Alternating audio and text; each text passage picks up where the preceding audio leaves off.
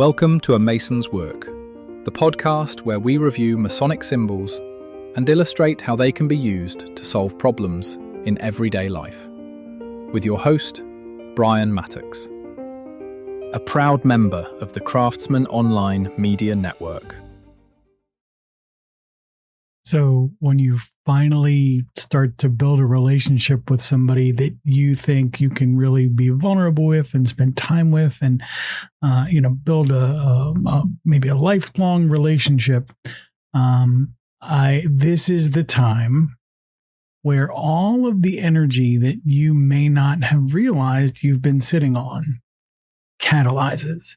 You find somebody you like, you start a conversation. You're doing it in a place of shared adversity, so vulnerability is high. And then what do? Well, if you're smart, you know what's happening. You slow way down.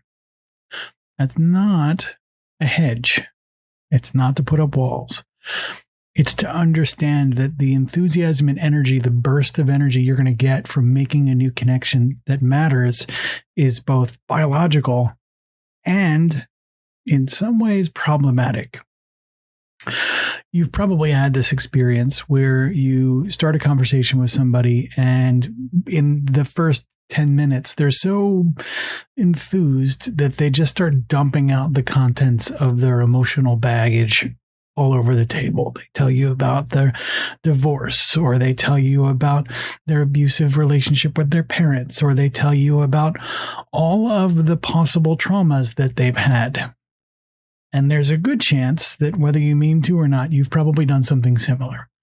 This isn't a judgment. This is just the reality. When all of that, when we get that feeling for maybe the first time in a long time that we're not alone, we have a tendency to sort of make that relationship the strongest and most intimate relationship in the shortest possible period of time.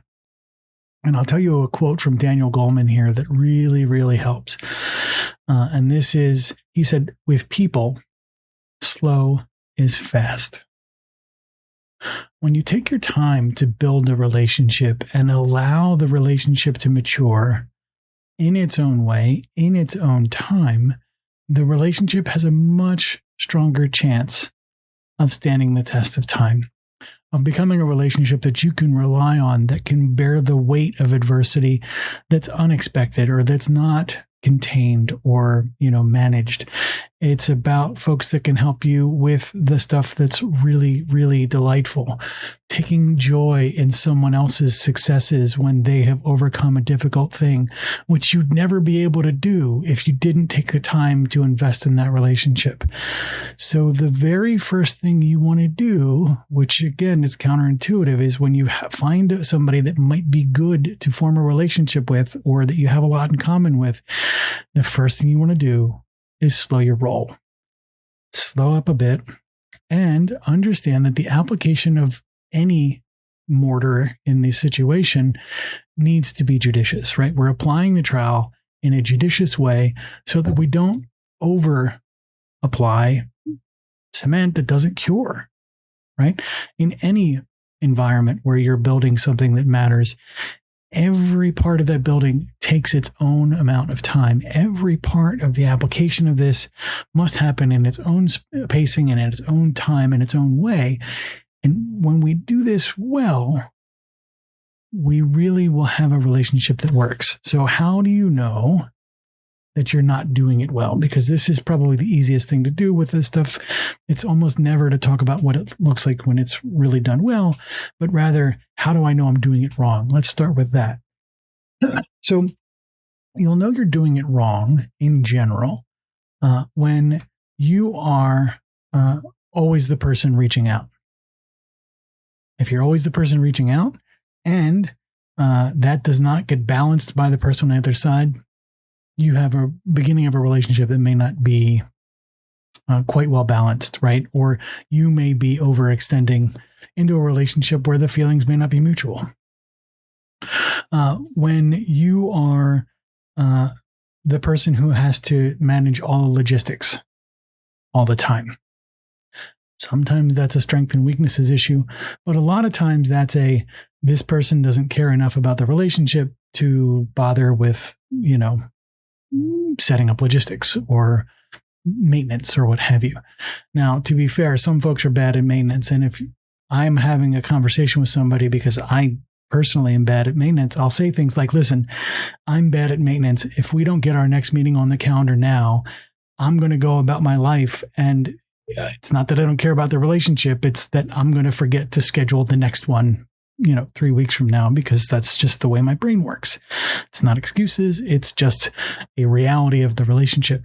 You can have those things up front when you have that shared vulnerability and you've built the relationship well enough that you can have those conversations. By all means, it's entirely okay if one person's only doing the logistics or one person's only doing the reach out, and that's fine.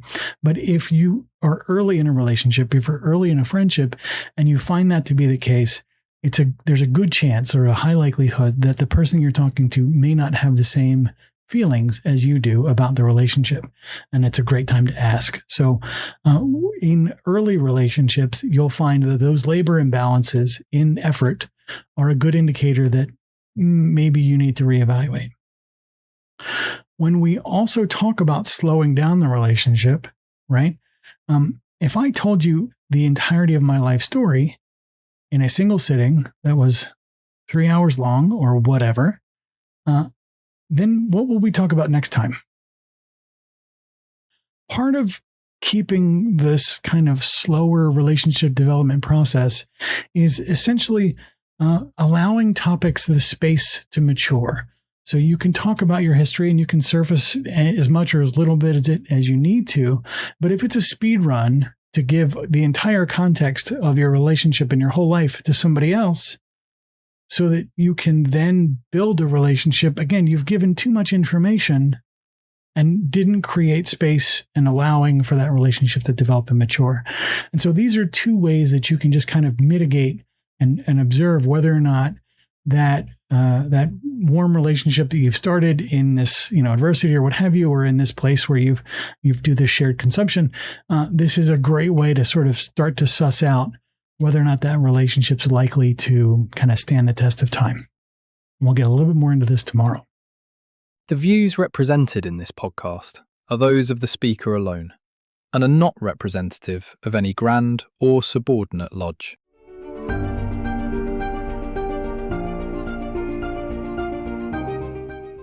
Hi, Brian here.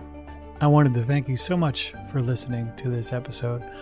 If you have any suggestions or guidance for further episodes you'd like to see or hear, whatever the case may be, please don't hesitate to reach out to me at amasonswork.com, and we will try and incorporate your suggestions into a future recording.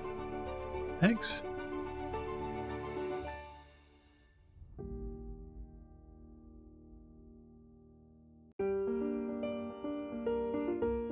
Freemasonry teaches us that the true work is within, a lifelong journey of reflection, discipline, and discovery.